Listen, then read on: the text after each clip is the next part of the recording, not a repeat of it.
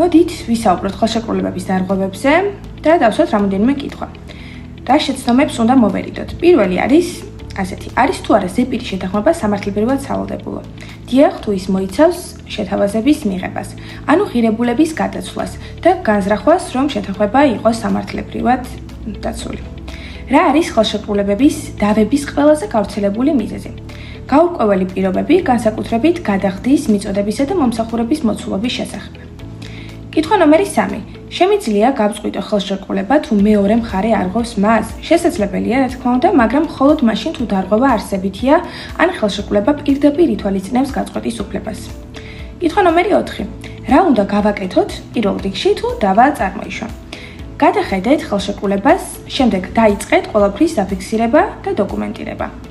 მეხუთე, შემიძლია სასამართლოში ვიჩივლო თუ წერილობითი ხელშეკრულება არ არსებობს? დიახ, მაგრამ დამტკიცების ტვირთი აუცილებლად მძიმე იქნება.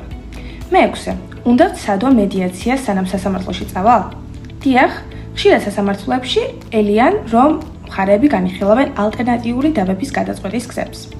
მეშვიდე, შემიძლია განსაზღვრო დაკარგული მოგება? დიახ, თუ ის ხელშეკრულების დროს პროგნოზირებადია და დასაბუთებულად ითვლება.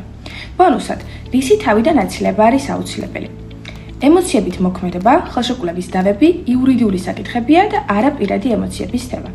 თუ ეს თქვენ სიტუაციას გავს, ან იცნობთ ვინმეს, ვისაც ეს ინფორმაცია წარდგება, დაგვეკავშირდით და ჯავსნათ უფასო საკონსულტაციო შეხვედრა ჩვენს იურისტთან და ჩვენ დაგეხმარებით.